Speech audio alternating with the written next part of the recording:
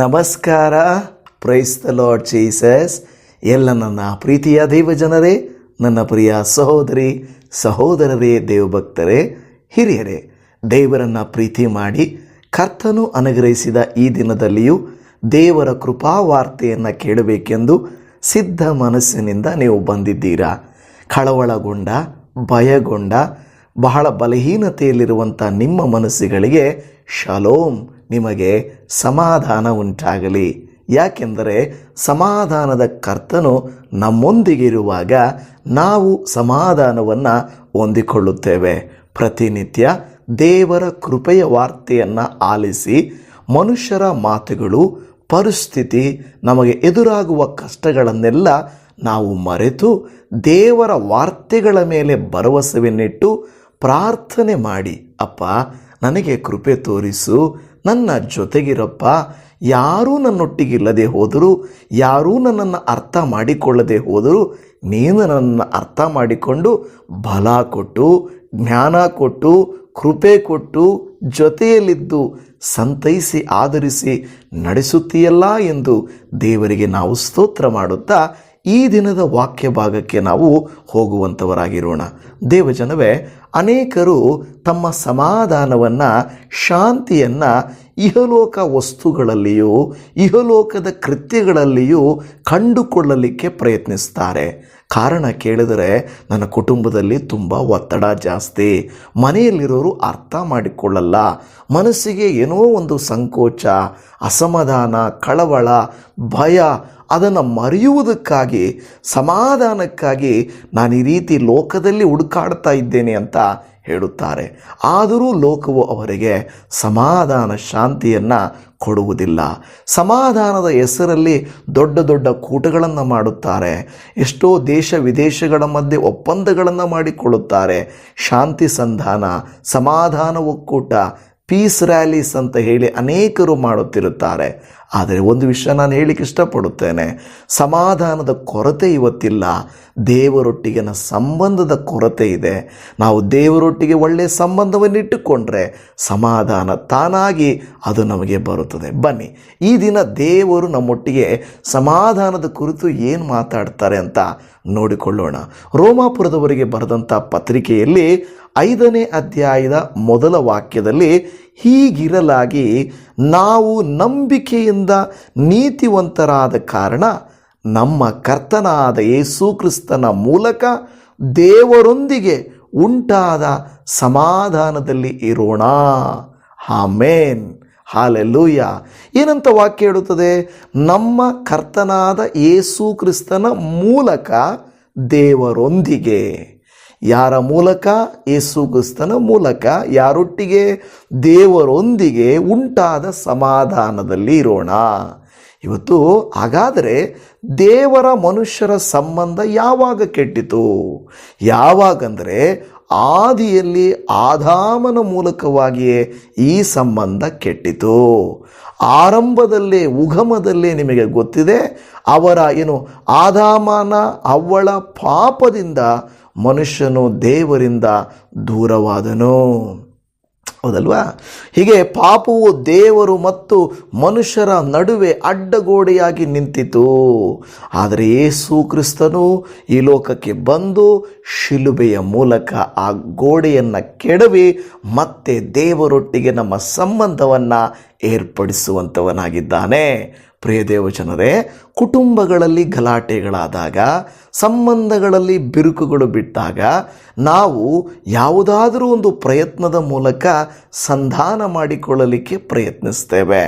ಆದರೆ ಎರಡೂ ಕಡೆಯಲ್ಲಿ ಸ್ವಾರ್ಥತೆ ಇರುವುದರಿಂದ, ಎರಡೂ ಕಡೆಯಲ್ಲಿ ನಾನು ಎಂಬ ಅಹಂ ಇರುವುದರಿಂದ ಅವರ ಸಂಧಾನವು ಫಲಿಸುವುದಿಲ್ಲ.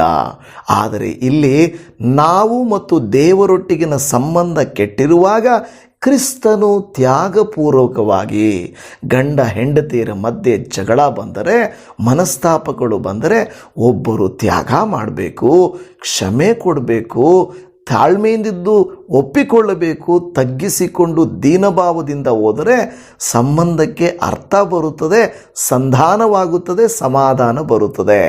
ಆದರೆ ನೀನೆಷ್ಟು ನಾನೆಷ್ಟು ಅಂತ ನಿಂತುಕೊಂಡರೆ ಗಂಡ ಹೆಂಡತಿಯರ ಮಧ್ಯದಲ್ಲಿ ಸಮಾಧಾನ ಏರ್ಪಡುವುದೇ ಇಲ್ಲ.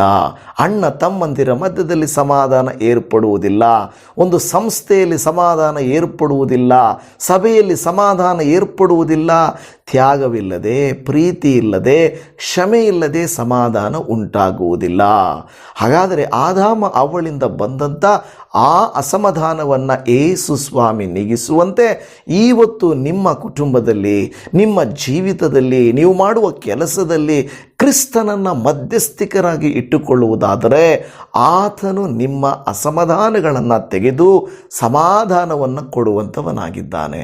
ಒಬ್ಬ ಮಧ್ಯಸ್ಥಿಕನು ಬೇಕು ದೇವಜನವೇ.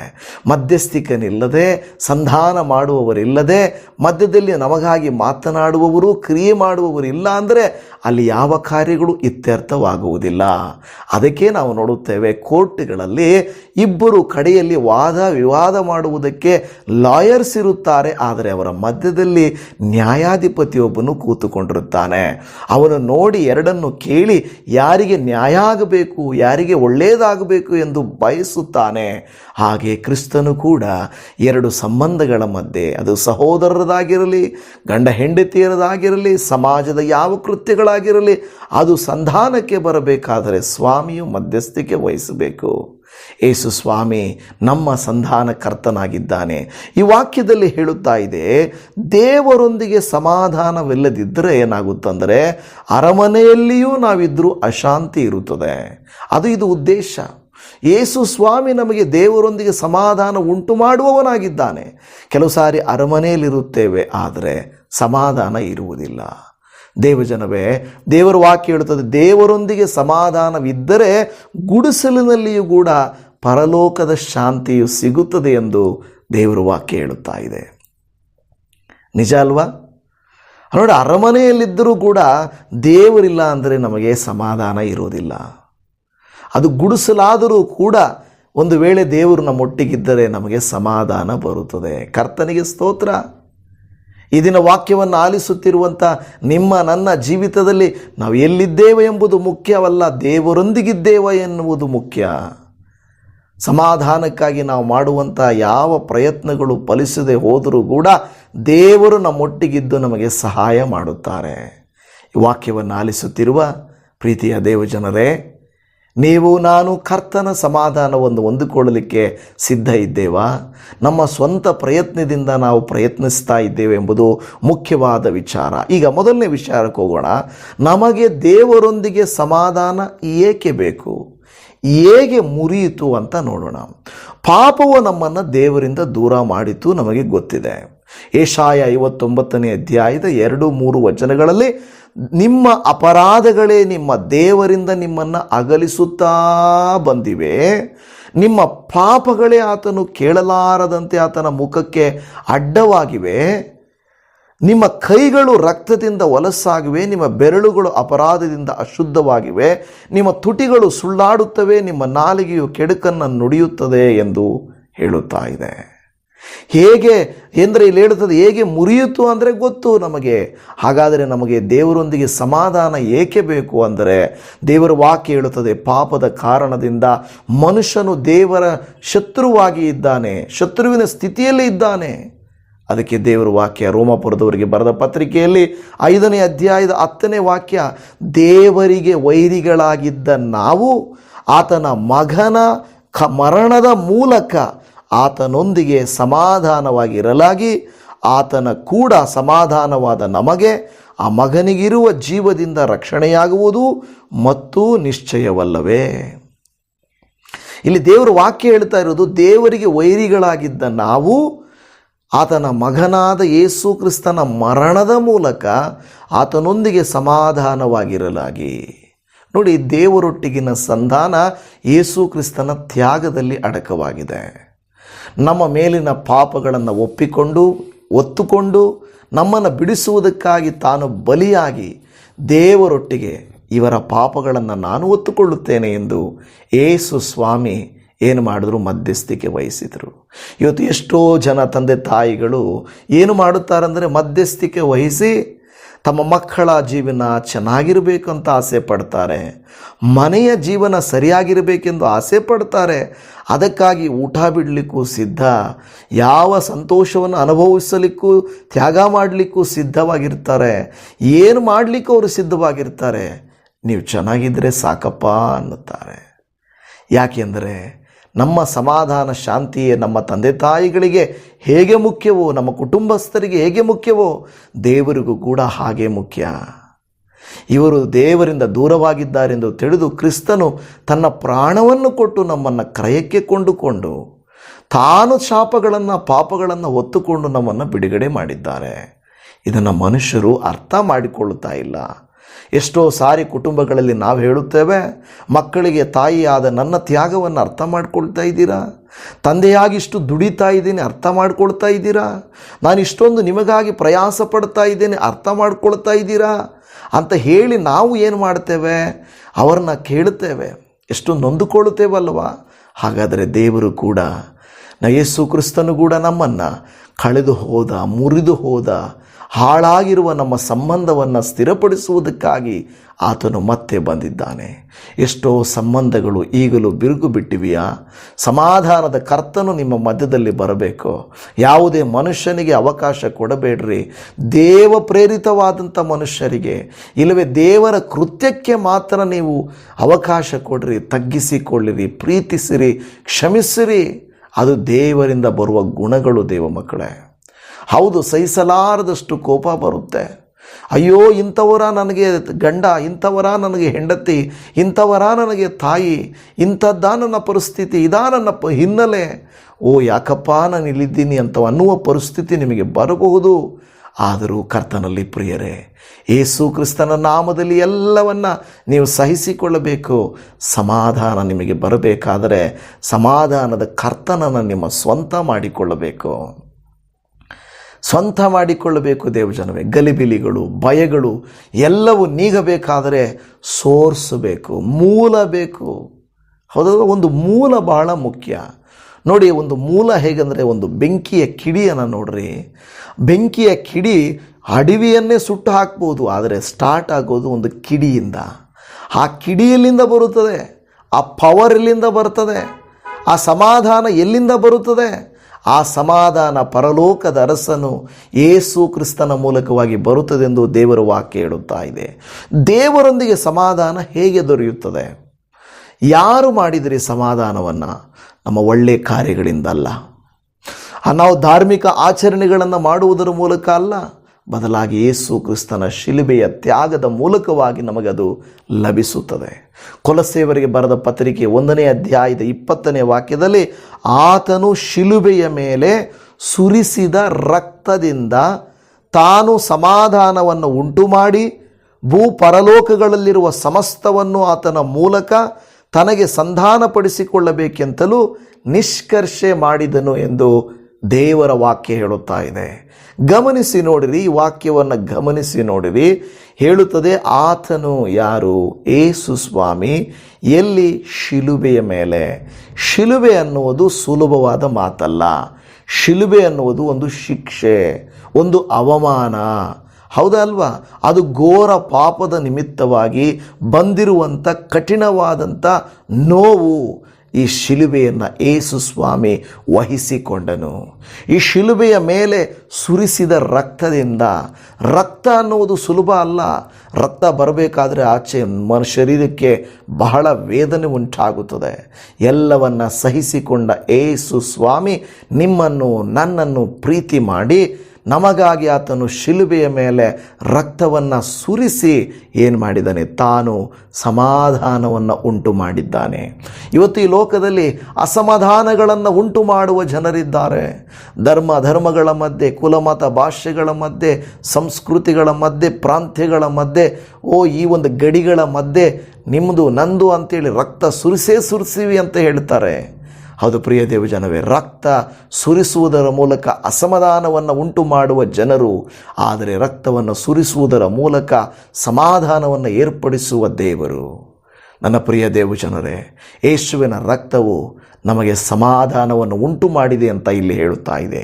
ಶಿಲುಬೆಯ ಮೇಲೆ ಸುರಿಸಿದ ರಕ್ತದಿಂದ ತಾನು ಸಮಾಧಾನವನ್ನು ಉಂಟು ಮಾಡಿ ಭೂ ಪರಲೋಕಗಳಲ್ಲಿರುವ ಸಮಸ್ತವನ್ನು, ಕೆಟ್ಟು ಹೋದ ಭೂಮಿಯ ಪರಲೋಕದ ಸಂಬಂಧವನ್ನು, ಭೂ ಪರಲೋಕಗಳಲ್ಲಿರುವ ಸಮಸ್ತವನ್ನು ಆತನ ಮೂಲಕ ತನಗೆ ಸಂಧಾನಪಡಿಸಿಕೊಳ್ಳಬೇಕೆಂತಲೂ.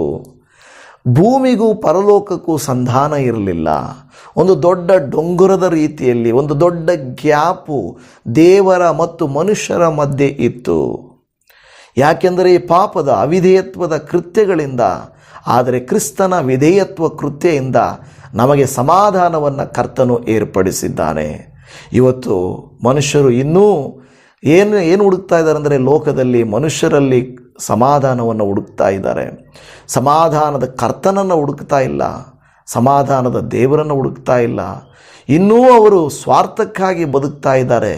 ನಾವಾದರೂ ನಮ್ಮ ಸಮಾಧಾನದ ಕರ್ತನನ್ನು ಅಂಗೀಕಾರ ಮಾಡಿಕೊಂಡಿರುವುದಾದರೆ ಆತನ ಹೆಜ್ಜೆಯಲ್ಲಿ ನಾವು ನಡೆಯಬೇಕು. ಆತನು ಬೋಧಿಸಿದ್ದನ್ನು ಆಲಿಸಬೇಕು, ಆತನು ಹೇಳಿದ್ದನ್ನು ಮಾಡಬೇಕು. ಆಗಲೇ ಆತನ ಸಮಾಧಾನ ನಮ್ಮಲ್ಲಿ ಬರುತ್ತದೆ. ಸ್ವಾಮಿ ನನಗೆ ಸಮಾಧಾನ ಕೊಡು ಅಂದ ತಕ್ಷಣ ಬರಲ್ಲ. ಆತನ ಮಾತಿನಂತೆ ನಡೆದುಕೊಂಡರೆ, ಕ್ರಿಸ್ತನು ನಡೆಯುವ ಹಾಗೆ ನಾವು ನಡೆದುಕೊಂಡು ಆತನ ಸಮಾಧಾನವನ್ನು ಹೊಂದಿಕೊಳ್ಳಬಹುದಾಗಿದೆ. ದೇವರಿಗೆ ಸ್ತೋತ್ರ. ಇವತ್ತು ನಿಮ್ಮ ವೈಯಕ್ತಿಕ ಜೀವಿತಗಳಲ್ಲಿ ಸಮಾಧಾನ ಇಲ್ಲವಾ? ನಿಮ್ಮ ಕುಟುಂಬಗಳಲ್ಲಿ ಸಮಾಧಾನ ಇಲ್ಲವಾ? ನೀವು ಮಾಡುವ ಕೆಲಸಗಳಲ್ಲಿ ನಿಮಗೆ ಸಮಾಧಾನ ಇಲ್ಲವಾ? ಹಾಗಾದರೆ ದೇವರು ಹೇಳುತ್ತಾನೆ, ಸಮಾಧಾನ ಇಲ್ಲದ ಸ್ಥಳದಲ್ಲಿ ಸಮಾಧಾನವನ್ನು ಏರ್ಪಡಿಸಿ ಕೊಡುವ ಆತನು ನಾನಾಗಿದ್ದೇನೆ ಎಂಬುದಾಗಿ. ಹೌದು, ನ್ಯಾಯಕ್ಕಾಗಿ ಹೋರಾಟಗಳಿರಬಹುದು, ಪ್ರಯಾಸಗಳು ನಿಮ್ಮಲ್ಲಿ ಇರಬಹುದು, ಅನೇಕ ಕಷ್ಟಗಳಿರಬಹುದು. ಅದರ ಮಧ್ಯದಲ್ಲಿಯೂ ದೇವರು ಹೇಳುತ್ತಾನೆ, ನನ್ನ ಶಾಂತಿಯನ್ನು, ನನ್ನ ಸಮಾಧಾನವನ್ನು ನಿಮಗೆ ಕೊಡುತ್ತೇನೆ ಎಂದು ಯೋಹಾನ 14:27 ಹೇಳುವುದನ್ನು ನಾವು ನೆನಪು ಮಾಡಿಕೊಳ್ಳುತ್ತೇವೆ. ನನ್ನ ಪ್ರಿಯ ದೇವಜನರೇ, ಸಮಾಧಾನದಕ್ಕೆ ಮೂಲನಾದ ಕರ್ತನಿಂದಲೇ ನಮಗದು ಬರುತ್ತದೆ. ದೇವರೊಂದಿಗೆ ಸಮಾಧಾನ ಹೊಂದಿದವರಿಗೆ ಸಿಗುವ ಆಶೀರ್ವಾದಗಳೇನಪ್ಪ ಅಂತ ನಾವು ನೋಡಿಕೊಳ್ಳೋಣ. ಹೌದು, ಯಾರೊಂದಿಗೆ ಸಮಾಧಾನ? ದೇವರೊಂದಿಗೆ ಸಮಾಧಾನ ಮಾಡಿಕೊಳ್ಳುವವರಿಗೆ ಸಿಗುವ ಆಶೀರ್ವಾದಗಳು. ಮೊದಲನೆಯದು, ಪಾಪ ಕ್ಷಮೆ ಸಿಗುತ್ತದೆ. ಓ ದೇವಜನವೇ, ಅರ್ಥ ಮಾಡಿಕೊಳ್ಳಿರಿ. ನಮಗೆ ಸಮಾಧಾನ ದೇವರೊಟ್ಟಿಗೆ ಮಾಡಿಕೊಳ್ಳೋದರಿಂದ ನಮಗೆ ಆಶೀರ್ವಾದ ಇದೆ. ಲೋಕದವರಿಗೆ ಈ ಆಶೀರ್ವಾದಗಳು ಗೊತ್ತೇ ಇಲ್ಲ. ಪಾಪ ಕ್ಷಮೆ ಅಂತ ಹೇಳುತ್ತದೆ. ಇವತ್ತು ಕೂಡ ಅನೇಕರು ಭೂಮಿಯ ಮೇಲೆ ಹೆಚ್ಚಿನ ಜನರು ಪಾಪ ಕ್ಷಮೆಗಾಗಿ ಇನ್ನೂ ವಸ್ತುಗಳನ್ನು, ಪ್ರಾಣಿಗಳನ್ನು, ಅನೇಕ ಕೃತ್ಯಗಳನ್ನು ಮಾಡುತ್ತಾ ಇದ್ದಾರೆ. ಹೌದಲ್ವಾ? ಅನೇಕರು ಇನ್ನೂ ಪಾಪ ಕ್ಷಮೆಗಾಗಿ ನೀರಲ್ಲಿ ಮುಳುಗಿದರೆ ಹೋಗುತ್ತೆ, ಬೆಟ್ಟವನ್ನು ಹತ್ತಿದರೆ ಹೋಗುತ್ತದೆ, ನಾನು ದಾನ ಮಾಡಿದರೆ ಹೋಗುತ್ತದೆ, ಬಟ್ಟೆ ಕೊಟ್ಟರೆ ಹೋಗುತ್ತದೆ, ನಾನು ವಸ್ತುಗಳಿಂದ ಇದು ಅದು ಮಾಡಿದರೆ ಹೋಗುತ್ತದೆ, ಏನೋ ನಾನು ಆಹುತಿ ಮಾಡಿದರೆ ಬರುತ್ತದೆ ಅಂತ ಅಂದುಕೊಳ್ಳುತ್ತಾ ಇದ್ದಾರೆ. ಹಾಗೆ ಬರುವುದಿದ್ದರೆ ಎಷ್ಟು ಸುಲಭ ಅಲ್ವಾ? ಅದನ್ನು ಕೊಡುವಾತನು ದೇವರಾಗಿದ್ದಾನೆ. ದೇವರಿಂದ ಮಾತ್ರವೇ ಪಾಪ ಕ್ಷಮೆ ಬರುತ್ತದೆ ಹೊರತು ನಾವಾಗಿ ಸಂಪಾದನೆ ಮಾಡಿಕೊಳ್ಳಲಿಕ್ಕೆ ಅದು ಸಾಧ್ಯವಿಲ್ಲ ಎಂದು ದೇವರ ವಾಕ್ಯ ಹೇಳುತ್ತಾ ಇದೆ. ಹೌದು, ನಮ್ಮ ಸ್ವಪ್ರಯತ್ನದಿಂದಾಗಲಿ, ನಮ್ಮ ಒಂದು ಪುಣ್ಯಕ್ರಿಯೆಗಳಿಂದಾಗಲಿ, ನಮ್ಮ ಪ್ರಯತ್ನದಿಂದಾಗಲಿ ಬರುವುದಿಲ್ಲ. ಬದಲಾಗಿ ಕ್ರಿಸ್ತೇಸುವಿನ ಮೂಲಕ ಅದು ಬರುತ್ತದೆ. ಎಫೆಸ ಪತ್ರಿಕೆಯಲ್ಲಿ ನಾವು 1ನೇ ಅಧ್ಯಾಯದ 7ನೇ ವಚನದಲ್ಲಿ ಓದುತ್ತೇವೆ, ಈತನು ನಮಗೋಸ್ಕರ ತನ್ನ ರಕ್ತವನ್ನು ಸುರಿಸಿದ್ದರಿಂದ ನಮ್ಮ ಅಪರಾಧಗಳು ಪರಿಹಾರವಾಗಿ ನಮಗೆ ಬಿಡುಗಡೆಯಾಯಿತು. ಇದು ದೇವರ ಕೃಪಾತಿಶಯವೇ. ಹೌದು, ದೇವರೊಂದಿಗೆ ಸಮಾಧಾನ ಹೊಂದಿದವರಿಗೆ ಸಿಗುವ ಆಶೀರ್ವಾದದಲ್ಲಿ ಮೊದಲನೆಯದು ಪಾಪ ಕ್ಷಮೆ. ಯೇಸು ಕ್ರಿಸ್ತನು ತನ್ನ ರಕ್ತವನ್ನು ಸುರಿಸಿದ್ದರಿಂದ ನಮ್ಮ ಅಪರಾಧಗಳು ಪರಿಹಾರವಾಗಿ ನಮಗೆ ಬಿಡುಗಡೆಯಾಯಿತು. ಇವತ್ತು ಲೋಕದಲ್ಲಿ ಸಾಲದಿಂದ ಬಿಡುಗಡೆಗಾಗಿ ತಾಪತ್ರಯ ಪಡುತ್ತಾರೆ, ಶತ್ರುವಿನಿಂದ ಬಿಡುಗಡೆಗಾಗಿ ತಾಪತ್ರಯ ಪಡುತ್ತಾರೆ, ಯಾವುದಾದರೂ ಒಂದು ಭಯದಿಂದ ಬಿಡುಗಡೆ ಹೊಂದಲಿಕ್ಕೆ ಪ್ರಯತ್ನ ಮಾಡ್ತಾರೆ, ಸಮಸ್ಯೆಯಿಂದ ಬಿಡುಗಡೆ ಹೊಂದಲಿಕ್ಕೆ ಪ್ರಯತ್ನ ಮಾಡ್ತಾರೆ. ಆದರೆ ಪಾಪದಿಂದ ಬಿಡುಗಡೆಯನ್ನು ಹೊಂದಲಿಕ್ಕೆ ಪ್ರಯತ್ನಿಸುವುದಿಲ್ಲ. ತಮ್ಮನ್ನು ಹಿಡಿದಿರುವ ಶಾಪಗಳು, ಪಾಪಗಳನ್ನು ತೊಲಗಿಸಿಕೊಳ್ಳುವುದಕ್ಕಾಗಿ ಪ್ರಯತ್ನಿಸುವುದಿಲ್ಲ. ಕಾರಣ ಅದು ಮನುಷ್ಯನ ಪ್ರಯತ್ನದಿಂದ ಸಿಗುವುದಲ್ಲ, ದೇವರ ವರವಾಗಿದೆ, ದೇವರ ಕೃಪೆಯಾಗಿದೆ. ಇವತ್ತು ಅಂಗಡಿಯಲ್ಲಿ ಅಧಿಕಾರದಿಂದ, ಸರ್ಕಾರದಿಂದ, ಮೇಧಾವಿಗಳಿಂದ, ಹಣವಂತರಿಂದ, ಗುಣವಂತರಿಂದ ಸಿಗದೇ ಇರುವಂಥ ಕಾರ್ಯ ಕ್ರಿಸ್ತೇಸುವಿನ ಮೂಲಕ ನಮಗೆ ಸಿಗುವಂಥದ್ದಾಗಿದೆ. ಅದೇ ಏನೆಂದರೆ ಪಾಪ ಕ್ಷಮಾಪಣೆ. ಯೇಸು ಸ್ವಾಮಿ ಹೇಳುತ್ತಾನೆ ಅನೇಕರಿಗೆ, ನಿನ್ನ ಪಾಪಗಳು ಕ್ಷಮಿಸಲ್ಪಟ್ಟಿವೆ, ಹೋಗು. ಆಗ ಅಲ್ಲಿದ್ದವರೆಲ್ಲರೂ ಹೇಳುತ್ತಾರೆ, ಈ ಪಾಪಗಳನ್ನು ಕ್ಷಮಿಸುವ ಅಧಿಕಾರವನ್ನು ನಿನಗೆ ಯಾರು ಕೊಟ್ಟರು? ಆ ದೇವರಿಗೆ ಹೊರತು ಮತ್ತಾರಿಗೂ ಈ ಅಧಿಕಾರ ಇಲ್ಲವಲ್ಲ, ಯಾರಿಗೂ ಅಧಿಕಾರವಿಲ್ಲವಲ್ಲ. ಯೇಸು ಸ್ವಾಮಿ ಹೇಳುತ್ತಾರೆ, ನನ್ನ ತಂದೆಯು ನನಗೆ ಅಧಿಕಾರವನ್ನು ಕೊಟ್ಟಿದ್ದಾರೆ. ನಾನು ಯಾರನ್ನು ಕ್ಷಮಿಸುತ್ತೇನೋ ಅವರಿಗೆ ಪಾಪಗಳು ಉಂಟಾಗುತ್ತವೆ ಎಂದು ಯೇಸು ಸ್ವಾಮಿ ಹೇಳಿದರು. ಹೌದು ನನ್ನ ಪ್ರಿಯ ದೇವಜನರೇ, ಯೇಸು ಸ್ವಾಮಿಗೆ ಅಧಿಕಾರವಿದೆ. ಪಾಪ ಕ್ಷಮಾಪಣೆ ಮಾಡುವಂಥ ಅಧಿಕಾರವು ಆತನಿಗೆ ಉಂಟು. ಆತನಿಗೆ ಪಾಪ ಕ್ಷಮಿಸಲಿಕ್ಕೆ ಅಧಿಕಾರ ಉಂಟು. ಇವತ್ತು ನಿಮ್ಮ ಪಾಪಗಳನ್ನು, ನನ್ನ ಪಾಪಗಳನ್ನು ಕ್ಷಮಿಸಲಿಕ್ಕೆ ಆತನಿಗೆ ಶಕ್ತಿ ಇದೆ. ಶಿಲುಬೆಯ ಮೇಲಿದ್ದಂಥ ಕಳ್ಳನನ್ನು ನೋಡಿ, ಇವತ್ತೇ ನನ್ನೊಟ್ಟಿಗೆ ಪರದೈಸಿಯಲ್ಲಿರುವಿ ಎಂದು ಹೇಳಿದರು. ಅಧಿಕಾರ ಎಲ್ಲಿಂದ ಬಂತು? ಪಾಪಗಳನ್ನು ಕ್ಷಮಿಸಲಿಕ್ಕೂ ಒಬ್ಬ ವ್ಯಕ್ತಿಯನ್ನು ನೀನು ನನ್ನೊಟ್ಟಿಗೆ ಪರದೈಸಿಯಲ್ಲಿರುವಿ ಎಂದು ಹೇಳುವುದಕ್ಕೂ ಎಲ್ಲಿಂದ ಆತನಿಗೆ ಅಧಿಕಾರ ಬಂತು? ಸುಮ್ಮನೆ ಆತನ ನೋವಲ್ಲಿ ಜೋಕ್ ಮಾಡ್ತಾ ಇದ್ದಾನಾ? ಸುಮ್ಮನೆ ಆತನು ಸುಳ್ಳು ಭರವಸೆಗಳನ್ನು ಕೊಡುತ್ತಾ ಇದ್ದಾನಾ? ಇಲ್ಲ. ಯಾಕೆಂದರೆ ಆತನು ಕೊಡುವಂಥ ಆ ಒಂದು ಭರವಸೆ, ಆತನಿಗೆ ಅಧಿಕಾರ ಉಂಟು. ಅಧಿಕಾರದಿಂದಲೇ ಅವನ ಪಾಪಗಳು ಕ್ಷಮಿಸಿದನು, ಅವನನ್ನು ಪರದೈಸಿಗೆ ಸೇರಿಸಿಕೊಂಡನು. ಕಳ್ಳನು ಅವನು. ಆ ಶಿಲುಬೆಗೆ ಹಾಕಿರುವಂಥವರೇ ದ್ರೋಹಿಗಳು, ಕೆಟ್ಟವರು. ಯೇಸು ಸ್ವಾಮಿ ನಮ್ಮ ನಿಮಿತ್ತವಾಗಿ ದ್ರೋಹಿಯಾದನು. ಆದರೆ ಆ ಶಿಲುಬೆಯ ಮೇಲಿದ್ದಂಥ ಕಳ್ಳನು ನನ್ನ ಪಾಪಗಳನ್ನು ಅರಿಕೆ ಮಾಡಿ, ಅಪ್ಪ ನಾನು ಪಾಪಿ, ನೀನು ಪರಿಶುದ್ಧನು, ನೀನು ಹಿಂತಿರುಗಿ ಬರುವಾಗ ನನ್ನನ್ನು ನೆನೆಸಿಕೋ ಎಂದು ಹೇಳಿದನು. ಯೇಸು ಸ್ವಾಮಿ ಅವನಿಗೆ ನೋಡಿ, ನೀನು ಇವತ್ತೇ ಪರದೈಸಿಯಲ್ಲಿರುವಿ ಎಂದು ಹೇಳಿದನು. ಪಾಪ ಕ್ಷಮಾಪಣೆ ಇದೆ. ದೇವರೊಂದಿಗೆ ಸಮಾಧಾನ ಹೊಂದಿದವರಿಗೆ ಇರುವ ಮೊದಲನೇ ಆಶೀರ್ವಾದ ಪಾಪ ಕ್ಷಮಾಪಣೆ. ಎರಡನೆಯದು ದೇವರ ಮಕ್ಕಳಾಗುವ ಅಧಿಕಾರ. ಇದು ನಮಗೆ ಗೊತ್ತಿದೆ. ಯೋಹಾನ 1:12 ಯಾರೆಲ್ಲ ಆತನನ್ನು ಅಂಗೀಕರಿಸ್ತಾರೋ, ಆತನ ಹೆಸರಿನಲ್ಲಿ ನಂಬಿಕೆ ಇಡುತ್ತಾರೋ ಅವರಿಗೆ ದೇವರ ಮಕ್ಕಳಾಗುವ ಅಧಿಕಾರವು ಕೊಡಲ್ಪಟ್ಟಿದೆ. ನೀವು ನಾನು ಇವತ್ತು ಇಲ್ಲಿದ್ದೀವಿ ಅಂದರೆ, ಈ ವಾಕ್ಯ ಕೇಳಿಸ್ಕೊಳ್ತಾ ಇದ್ದೀವಿ ಅಂದರೆ, ನಾವು ಆ ಪರಾತ್ಪರನ ಮಕ್ಕಳಾಗಿದ್ದೇವೆ, ಯೇಸು ಸ್ವಾಮಿಯ ಮಕ್ಕಳಾಗಿದ್ದೇವೆ. ಅದಕ್ಕಾಗಿಯೇ ನಮ್ಮ ಪಾಪಗಳು ಕ್ಷಮಿಸಲ್ಪಟ್ಟು ನಾವು ದೇವರ ಮಕ್ಕಳಾಗಿ ಆರಿಸಲ್ಪಟ್ಟಿದ್ದೇವೆ. ಕರ್ತನಿಗೆ ಸ್ತೋತ್ರ. ದೇವರ ಮಕ್ಕಳಾಗಿ ನೀವಿದ್ದೀರ ತಾನೇ? ದೇವರ ಮಕ್ಕಳೆಂಬ ಭಾವನೆ ನಿಮಗಿದೆಯಾ ಇಲ್ವಾ? ಏನಾದರೂ ಸಂಶಯ ಇದೆಯಾ? ನೀವು ದೇವರ ಮಕ್ಕಳು. ನಿಮಗೆ ದೇವರು ಅಧಿಕಾರವನ್ನು ಕೊಟ್ಟಿದ್ದಾರೆ, ಅದನ್ನು ಮರೆತು ಹೋಗಬೇಡ್ರಿ ದೇವಜನರೇ. ಯಾಕೆಂದರೆ ದೇವರು ಕೊಡುವಂಥ ಅಧಿಕಾರದ ಉನ್ನತವಾದದ್ದು. ಆ ಅಧಿಕಾರಕ್ಕೆ ಭೂಪರಲೋಕಗಳಲ್ಲಿ ಮರ್ಯಾದೆ ಇದೆ. ನಾವು ದುಷ್ಟನ ಮಕ್ಕಳಲ್ಲ, ಲೋಕದ ಮಕ್ಕಳಲ್ಲ, ಇಹಲೋಕಕ್ಕಾಗಿ ಜೀವಿಸುವಂಥ ಮಕ್ಕಳಲ್ಲ, ಬದಲಾಗಿ ದೇವರಿಗಾಗಿ ಜೀವಿಸುವಂಥ ಮಕ್ಕಳು ನಾವಾಗಿದ್ದೇವೆ. ಕರ್ತನಿಗೆ ಸ್ತೋತ್ರ ಉಂಟಾಗಲಿ. ಈ ವಾಕ್ಯವನ್ನು ಆಲಿಸುತ್ತಿರುವ ದೇವಜನರೇ, ನೀವು ಯಾಕೆ ಆಲಯಕ್ಕೆ ಹೋಗ್ತೀರಿ, ಯಾಕೆ ವಾಕ್ಯ ಓದ್ತೀರಿ, ಯಾಕೆ ಪ್ರಾರ್ಥನೆ ಮಾಡುತ್ತೀರಿ ಅಂದರೆ, ಇದು ಲೋಕದಲ್ಲಿ ಸಿಗುವಂಥ ಏನು ಸಮಾಧಾನ ಅಲ್ಲ. ದೇವರ ವಾಕ್ಯದಲ್ಲಿ, ಪ್ರಾರ್ಥನೆಯಲ್ಲಿ, ಅನ್ಯೂನ್ಯತೆಯಲ್ಲಿ, ದೇವರ ಸಮ್ಮುಖದಲ್ಲಿ ಸಿಗುವಂಥ ಶಾಂತಿ, ಸಮಾಧಾನ ನಿಮಗೆ ಏನು ಸಿಗುತ್ತೆ? ದೇವರ ಮಕ್ಕಳಾಗುವ ಮಕ್ಕಳ ಅಧಿಕಾರ ಸಿಗ್ತದೆ. ಮೂರನೇದಾಗಿ ಮನಸ್ಸಿಗೆ ನಿಜವಾದ ಶಾಂತಿ ಸಿಗುತ್ತದೆ. ಹೌದು, ಲೋಕದಲ್ಲಿರುವಂಥ ಶಾಂತಿಗಳು ಅಲ್ಪವಾದವುಗಳು, ಕಾಲ್ಪನಿಕವಾದವುಗಳು, ಸ್ವಲ್ಪ ಕಾಲ ಇರುವಂಥವುಗಳು. ಆದರೆ ದೇವರು ಕೊಡುವಂಥ ಶಾಂತಿ ಯಾವಾಗಲೂ ನೆಲೆ ಇರುವಂಥದ್ದು. ಫಿಲಿಪ್ಪಿಯವರಿಗೆ ಬರೆದ ಪತ್ರಿಕೆಯಲ್ಲಿ 4ನೇ ಅಧ್ಯಾಯದ 7ನೇ ವಚನದಲ್ಲಿ, ಆಗ ಎಲ್ಲ ಗ್ರಹಿಕೆಯನ್ನು ಮೀರುವ ದೇವ ಶಾಂತಿಯು ನಿಮ್ಮ ಹೃದಯಗಳನ್ನು, ಯೋಚನೆಗಳನ್ನು ಕ್ರಿಸ್ತ ಯೇಸುವಿನಲ್ಲಿ ಕಾಯುವುದು ಎಂದು ಹೇಳುತ್ತಾ ಇದೆ. ಯಾವ ಶಾಂತಿ? ದೇವರ ನಿಜವಾದ ಶಾಂತಿ. ಇಲ್ಲಿ ಹೇಳುತ್ತಾ ಇದೆ ದೇವ ಶಾಂತಿ. ಬಹಳ ವ್ಯತ್ಯಾಸ ಇದೆ. ನಮ್ಮ ಊಹೆಗೂ ನಿಲುಕದ್ದಂಥದ್ದು ದೇವಶಾಂತಿ. ಕೆಲವು ಸಾರಿ ತುಂಬ ಒತ್ತಡಗಳಿರ್ತವೆ, ತುಂಬ ಭಯಗಳಿರುತ್ತವೆ. ಆದರೆ ಆ ಭಯಗಳಲ್ಲಿ ದೇವಜನರೇ, ದೇವರು ನಮ್ಮೊಟ್ಟಿಗಿರುತ್ತಾರೆ. ಕೆಲವು ಸಾರಿ ನಮಗೆ ಬೇಸರಗಳಾಗ್ತವೆ. ಆಗಸ್ಟ್ 15 ನೆನ್ನೆಯ ದಿನದ ಕಾರ್ಯಕ್ರಮಕ್ಕೆ ಎಷ್ಟೋ ನಿಮ್ಮನ್ನು ಆಹ್ವಾನ ಮಾಡಿದೆ. ಎಷ್ಟೋ ಜನರು ನಿಮ್ಮಲ್ಲಿ ಬರಲಿಕ್ಕಾಗಲಿಲ್ಲ. ಸ್ವಲ್ಪ ಬೇಸರವಾದರೂ ಕೂಡ ನಾನು ನಿಮಗಾಗಿ ಪ್ರಾರ್ಥಿಸ್ತೇನೆ. ಅದು ಯಾಕೆಂದರೆ ನಿಮಗೂ ಕೆಲಸ, ಕಾರ್ಯ, ಸೇವೆಗಳು, ಪ್ರಾರ್ಥನೆಗಳು, ಸಭೆಗಳು ಇರುತ್ತವೆ. ನಮ್ಮನ್ನೆಲ್ಲ ಏನಕ್ಕೆ ಇಡಿಸ್ಕೊಳ್ತೀರಾ? ಹೌದಲ್ವಾ? ನಮ್ಮ ಕುರಿತಾಗಿ ಏನಕ್ಕೆ ಆಲೋಚನೆ ಮಾಡ್ತೀರಾ? ರಾತ್ರಿ ಹಗಲು ಇವರು ಕಷ್ಟಪಟ್ಟು ನಮಗೆ ವಾಕ್ಯವನ್ನು ಕೊಡುತ್ತಾರೆ, ಯಾವಾಗಾದರೂ ವರ್ಷಕ್ಕೆ 1-2 ಸಾರಿಯಲ್ಲಿ ಹೋಗಿ ಬರೋಣ ಅನ್ನುವಂಥ ಮನಸ್ಸು ನಿಮಗೆ ಬರಲಿಲ್ಲ. ಆದರೂ ನಾನು ಮನಸ್ಸಿಗೆ ಧೈರ್ಯವನ್ನು ತಂದುಕೊಂಡು ಸಮಾಧಾನ ಮಾಡಿಕೊಳ್ಳುತ್ತೇನೆ. ನೋಡಿ, ಎಷ್ಟೊಂದು ಇವತ್ತು ವಾಕ್ಯ ಕೂಡ ನೆನ್ನೆಯ ಮನಸ್ಸಿನಲ್ಲಿದ್ದ ನನ್ನ ಅಸಮಾಧಾನವನ್ನು ತೆಗೆಯುವಂಥ ಸಂದೇಶ ಇವತ್ತು ದೇವರು ಕೊಟ್ಟಿದ್ದಾರಲ್ವಾ? ಯಾಕೆಂದರೆ ಸಮಾಧಾನ ದೇವರು ಕೊಡುವಾತನು. ಕೆಲವು ಸಾರಿ ನಮಗೂ ಬೇಸರ ಆಗುತ್ತದೆ. ಎಷ್ಟೋ ಸಾರಿ ಹಣಕಾಸು ಕೊರತೆ ಬಂದಾಗ, ಸಂಬಂಧಗಳಲ್ಲಿ ಸಮಸ್ಯೆ ಬಂದಾಗ, ಅನೇಕ ನಾವು ಎಕ್ಸ್ಪೆಕ್ಟ್ ಮಾಡಿ ದೇವರ ಕೃತ್ಯದಲ್ಲಿ ಜನರನ್ನ ಮೊಟ್ಟಿಗಿರುತ್ತಾರೆ, ಅವರು ಸಪೋರ್ಟಾಗಿ ನಿಲ್ತಾರೆ, ನಾವು ಸೇವೆ ಮಾಡೋಣ, ಏನಾದರೂ ಮಾಡೋಣ ಅಂತ ನಾವು ಮುಂದಕ್ಕೆ ಹೋಗುವಾಗ ನಾವು ನೆಗೆಟಿವ್ ಆಗೋಗ್ಬಿಡ್ತೇವೆ. ಅಂಥ ಸಮಯದಲ್ಲಿ ನಮಗೆ ತುಂಬ ಬೇಸರ ಆಗ್ತದೆ. ಆದರೂ ನಾನು ನಿಮಗಾಗಿ ಪ್ರಾರ್ಥಿಸ್ತೇನೆ. ಯಾಕೆಂದರೆ ಅದು ನಿಮ್ಮ ಮನಸ್ಸುಗಳಲ್ಲಿ ದೇವರು ಕ್ರಿಯೆ ಮಾಡಬೇಕು, ನಾವು ಬಲವಂತ ಮಾಡಬಾರ್ದು. ಹಾಗಾದರೆ ದೇವ ಶಾಂತಿ, ಯಾವ ಶಾಂತಿ? ದೇವರ ಶಾಂತಿ ನಿಮ್ಮ ನನ್ನ ಹೃದಯಗಳಲ್ಲಿ ಬರಬೇಕಾಗಿದೆ. ದೇವರು ನಿಮ್ಮೊಟ್ಟಿಗೆ ಮಾತನಾಡಲಿ, ದೇವರು ನಿಮಗೆ ಸಹಾಯ ಮಾಡಲಿ. ಯಾಕೆಂದರೆ ದೇವ ಶಾಂತಿಯು ನಿಮ್ಮಲ್ಲಿ ಬರುವಾಗ ಪರಿಸ್ಥಿತಿಗಳನ್ನು ಎದುರಿಸಿ ನಿಭಾಯಿಸುವುದಕ್ಕೆ ದೇವರು ಸಹಾಯ ಮಾಡ್ತಾರೆ. ಹಾಗಾದರೆ ದೇವರೊಂದಿಗೆ ಸಮಾಧಾನ ಹೊಂದಿದವರಿಗೆ ಸಿಗುವಂಥ 4ನೇ ಆಶೀರ್ವಾದ ನಿತ್ಯ ಜೀವದ ನಿರೀಕ್ಷೆ. ಹೌದು, ನಾವು ಯಾವಾಗ ದೇವರೊಟ್ಟಿಗೆ ಒಂದು ನಿರಂತರವಾದ ಸಂಬಂಧದಲ್ಲಿ ಸಮಾಧಾನದಲ್ಲಿ ಇರ್ತೀವೋ ನಮ್ಮ ನಿರೀಕ್ಷೆ ನಿತ್ಯ ಜೀವ ಮಾತ್ರನೇ.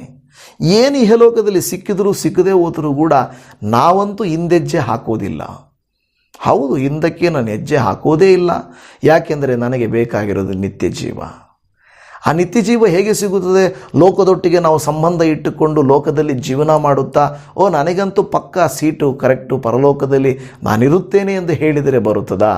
ಇಲ್ಲ, ಬರುವುದಿಲ್ಲ. ಕಾರಣ ನಾವು ನಿತ್ಯ ಜೀವದ ನಿರೀಕ್ಷೆಯನ್ನು ನಾವು ದೇವರೊಟ್ಟಿಗೆ ಪ್ರತಿನಿತ್ಯ ಸಂಬಂಧವನ್ನು ಇಟ್ಟುಕೊಳ್ಳುವುದರಿಂದ, ಸಮಾಧಾನದಿಂದ ಇರುವುದರಿಂದ, ದೇವರಿಗೆ ಕೋಪ ತರಿಸಿದರೆ, ಅವಿಧೇಯತೆಯ ಜೀವಿತವನ್ನು ನಾವು ಜೀವಿಸಿದರೆ ನಮಗೆ ನಿಜವಾಗಿಯೂ ದೇವರು ಆಶೀರ್ವಾದ ಕೊಡುತ್ತಾರಾ? ದೇವರು ಆಶೀರ್ವಾದ ಕೊಡುವುದಿಲ್ಲ, ಸಮಾಧಾನ ಕೊಡುವುದಿಲ್ಲ. ನಾವು ಪ್ರಯತ್ನಿಸಬೇಕು, ಆತನೊಟ್ಟಿಗಿರಬೇಕು, ಆತನೊಟ್ಟಿಗೆ ಸಮಾಧಾನ ಇರಬೇಕು. ರೋಮ 8:1 ಹೇಳುತ್ತದೆ, ಆದುದರಿಂದ ಕ್ರಿಸ್ತ ಯೇಸುವಿನಲ್ಲಿ ಇರುವವರಿಗೆ ಅಪರಾಧ ನಿರ್ಣಯವು ಈಗ ಇಲ್ಲವೇ ಇಲ್ಲ. ನಮಗೆ ಅಪರಾಧ ನಿರ್ಣಯವು ಇಲ್ಲವೇ ಇಲ್ಲ. ಹಾಗಾದರೆ ಇವತ್ತು ದೇವರೊಂದಿಗೆ ಇರುವವರಿಗೆ ಸಿಗುವ 4 ಆಶೀರ್ವಾದಗಳನ್ನು ನೀವು ನೋಡಿದ್ದೀರಾ? ದೇವರೊಟ್ಟಿಗೆ ಸಮಾಧಾನದಲ್ಲಿರುವವರಿಗೆ ಸಿಗುವುದು ಪಾಪಕ್ಷಮೆ, ದೇವರ ಮಕ್ಕಳಾಗುವ ಅಧಿಕಾರ, ನಿಜವಾದ ದೇವಶಾಂತಿ, ನಿತ್ಯ ಜೀವದ ನಿರೀಕ್ಷೆ ನಮಗೆ ಸಿಗುತ್ತದೆ. ಕರ್ತನು ತಾನೇ ನಿಮ್ಮನ್ನು ಸಮಾಧಾನ ಪಡಿಸಲಿ. ಯಾವುದಕ್ಕೂ ನೀವು ಕಳವಳ ಚಿಂತೆ ಪಡದೆ ಕರ್ತನಲ್ಲಿ ಒಪ್ಪಿಸಿಕೊಡಿರಿ. ದೇವರು ನಿಮ್ಮನ್ನು ಆಶೀರ್ವದಿಸಲಿ. ಪ್ರಾರ್ಥನೆ ಮಾಡಿಕೊಳ್ಳೋಣ. ಭೂಪರಲೋಕಗಳ ಒಡೆಯನಾದ ದೇವರೇ, ನಿನ್ನ ಪವಿತ್ರವಾದ ಕರುಣೆಯ ಕರಕ್ಕೆ ನಮ್ಮೆಲ್ಲರನ್ನ ಒಪ್ಪಿಸಿಕೊಡುತ್ತಾ ಇದ್ದೇವೆ. ಹೌದು ಸ್ವಾಮಿ, ನಿಮ್ಮೊಂದಿಗೆ ಸಮಾಧಾನದಲ್ಲಿರುವವರಿಗೆ ನೀವು ಕೊಡುವ ಆಶೀರ್ವಾದಗಳ ಕುರಿತು, ನಿಮ್ಮೊಟ್ಟಿಗೆ ಸಮಾಧಾನ ಹೊಂದಿಕೊಳ್ಳುವುದರ ಕುರಿತು, ಹೇಗೆ ಸಮಾಧಾನವನ್ನು ಕಳೆದುಕೊಂಡೆವು ಮತ್ತೆ ಹೇಗೆ ನೀವು ಸಮಾಧಾನವನ್ನು ಏರ್ಪಡಿಸಿದಿರಿ ಮತ್ತು ನಾವು ಹೇಗೆ ಸಮಾಧಾನವನ್ನು ಹೊಂದಿಕೊಳ್ಳುವುದು ಎಂಬ ವಿಚಾರಗಳನ್ನು ಇವತ್ತು ನಾವು ತಿಳಿದುಕೊಂಡಿದ್ದೇವೆ. ವಾಕ್ಯಗಳನ್ನು ಆಲಿಸಿ ಮತ್ತು ಅಪ್ಪ, ನನ್ನ ಜೀವಿತದಲ್ಲಿಯೂ ಕೂಡ ಸಮಾಧಾನವನ್ನು ಕೊಡಪ್ಪ. ನೀವು ಕೊಡುವ ಸಮಾಧಾನವು ನಿರಂತರವಾದದ್ದು, ನೀವು ಕೊಡುವ ಸಮಾಧಾನವು ನಮಗೆ ಆಶೀರ್ವಾದಕರವಾದದ್ದು, ನೀವೇ ನಮಗೆ ಎಲ್ಲವೂ ಎಂದು ತಿಳಿಯಪಡಿಸುವ ಕರ್ತನೆ, ನಿಮಗೆ ಸ್ತೋತ್ರ ಮಾಡುತ್ತಾ ಇದ್ದೇವೆ. ನಜರೇತಿನ ಯೇಸುವೆ, ನೀವು ನಮಗೆ ಕೊಡುವ ಶಾಂತಿ, ನೆಮ್ಮದಿ, ಸಮಾಧಾನ ನಮಗೆ ಬೇಕು ಸ್ವಾಮಿ. ಯಾರೆಲ್ಲ ಇವತ್ತು ಇದುವರೆಗೂ ವಾಕ್ಯವನ್ನು ಆಲಿಸಿ ಈ ಪ್ರಾರ್ಥನೆಗಳಲ್ಲಿ ಏಕೀಭವಿಸಿ ಬೇಡಿಕೊಳ್ಳುತ್ತಿದ್ದಾರೋ ಅವರನ್ನು, ಅವರ ಕುಟುಂಬಗಳನ್ನು ಹೇರಳವಾಗಿ ಅನುಗ್ರಹಿಸು, ಪರಲೋಕದ ಕೃಪೆಗಳಿಂದ ತುಂಬಿಸು ಎಂದು ಬೇಡಿಕೊಳ್ಳುತ್ತಾ ಇದ್ದೇವೆ. ಅಪ್ಪ ದೇವರೇ, ನೀನು ಹೇಳಿದ್ದಿ ನನ್ನ ಸಮಾಧಾನವನ್ನು ನಿಮಗೆ ಕೊಡುತ್ತೇನೆ ಎಂದು ಹೇಳಿದ್ದೀಯಪ್ಪ. ನೀವು ಕೊಡುವಂಥ ಸಮಾಧಾನವು ಲೋಕ ಕೊಡುವಂಥ ಸಮಾಧಾನಕ್ಕಿಂತ ಅತಿ ಶ್ರೇಷ್ಠವಾದದ್ದು. ಅದಕ್ಕಾಗಿ ಸ್ತೋತ್ರ. ಆ ಸಮಾಧಾನವನ್ನು ಹೊಂದಿಕೊಂಡವರಾಗಿರುವಂಥ ನಾವು ನಿನ್ನಲ್ಲಿ ಕರ್ತನೆ ಯಾವಾಗಲೂ ನಿಲ್ಲುವಂತೆ ನಿನ್ನ ಕೃಪೆಯನ್ನು ತೋರಿಸು ಎಂದು ಬೇಡಿಕೊಳ್ಳುತ್ತಾ ಇದ್ದೇವೆ. ಓ ದೇವರೇ, ಈ ಮೊರೆಯನ್ನು ನೀವು ಆಲಿಸಿದ್ದೀರಾ. ಖಂಡಿತವಾಗಿ ನಮಗೆ ಸಹಾಯ ಮಾಡಿಕೊಟ್ಟು ನಿಮ್ಮ ಕೃಪೆ, ಕರುಣೆ, ದಯೆಗಳಿಂದ ನಮ್ಮನ್ನು ನಡೆಸುತ್ತೀರೆಂದು ಈ ಪ್ರಾರ್ಥನೆಯಲ್ಲಿ ಏಕೀಭವಿಸಿ ಬೇಡಿದ ಪ್ರತಿಯೊಂದು ದೇವ ಮಕ್ಕಳನ್ನು ನೀವು ನಿಮ್ಮ ಪರಲೋಕದ ಕೃಪೆಗಳಿಂದ ತುಂಬಿಸಿರಿ. ಈ ದಿನ ಮೊದಲುಗೊಂಡು ಎಲ್ಲ ದಿವಸಗಳು ನಿನ್ನ ಕೃಪೆ, ಕರುಣೆ, ದಯೆಗಳನ್ನು ನಾವು ಅನುಭವ ಮಾಡುವಂತೆ ನೀನು ಕಾರ್ಯ ಮಾಡು ಎಂದು ಬೇಡಿಕೊಳ್ಳುತ್ತಾ ಇದ್ದೇವೆ. ಅಪ್ಪ, ನೀನು ನಮಗೆ ತೋರಿಸಿದ ಪ್ರೀತಿಗಾಗಿ ಸ್ತೋತ್ರ. ನೀನು ನಮ್ಮನ್ನು ನಡೆಸಿದ ವಿಧಾನಕ್ಕಾಗಿ ನಿನಗೆ ಸ್ತೋತ್ರ. ನೀನೇ ನಮ್ಮ ಸಂಗಡ ಇದ್ದು ನಮಗೆ ಸಹಾಯ ಮಾಡಿಕೊಡು. ನಿಮ್ಮ ಸಮಾಧಾನವು ಇವರ ಹೃದಯಗಳಲ್ಲ, ಇವರ ಕುಟುಂಬಗಳನ್ನು, ಇವರ ಜೀವಿತಗಳನ್ನು, ಇವರ ಕೆಲಸ ಕಾರ್ಯಗಳನ್ನು ಆವರಿಸಲಿ ಎಂದು ಬೇಡಿಕೊಳ್ಳುತ್ತಾ ಇದ್ದೇವೆ.